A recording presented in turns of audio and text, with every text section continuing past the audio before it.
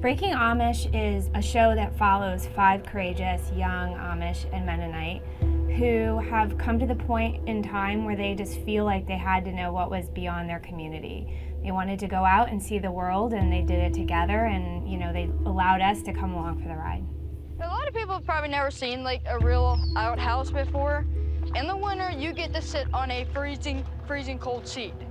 Part of the Amish religion is not to have cameras, and so we just really kept it confined to them. We were shooting our people out of view of a lot of Amish people. We didn't take them out to like major, highways and shoot them. There was one Amish family, Abe's family, that actually invited us into their home. His father did not want to participate in the filming, but he respected Abe's decision to be on camera, and he allowed us into his home very graciously. And if you notice, when Abe is giving us his house tour, he's like, here's my kitchen, come on in. Here's my living room, this is my mom, this is my sister, this is my brother. That's a special moment. You don't see that on a lot of other Amish shows. We better shut this down. Shut it down. Go inside. In the first episode, Jeremiah, we're at his house, and the bishop's wife actually came by his house because there's a public phone, like an Amish telephone, at the end of the block. And so as she was going by, she saw Jeremiah on camera. We had really tried hard to not have things like that happen because he was kind of at a stage where he was just in the beginning of his journey. I'm like in deep trouble. It was an uncomfortable moment, and he was very shaken by it, and there's consequences for him for that, so.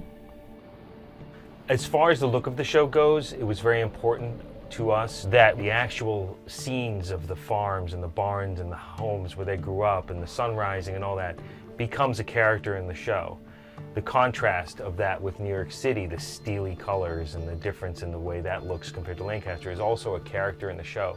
There's a lot on the line for the people in the show. They deserve the respect of having it look as good as possible.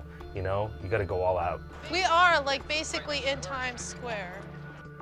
Oh wow, look at this. Following them as they make their journey to New York City, that's a big concern. Like, it's open 24 hours a day, and there's lots of things that could go wrong for them. So even though we wanted to be there and just kind of be fly on the wall, I wanted to make sure that they were safe and that nothing bad happened to them. Which they didn't always appreciate at times. We got a lot of like, honestly, you guys got to just let me do my own thing. But now that they've been in New York City, and now that they, we've spent all this time together, they understand why. They know we did it because we care. It makes me really worried about what's going to happen in New York. Like, this is all I've ever known, and I'm sacrificing it to find myself, and what if I don't find myself?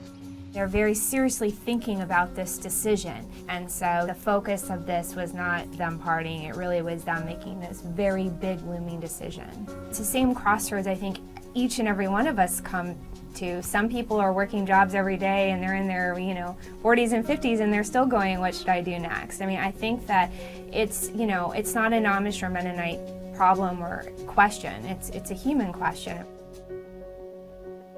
There's real stakes and something really on the line for all of the people who are involved in the show. For the 5 people, for Kate, for Sabrina, for Rebecca, for Abe, for Jeremiah.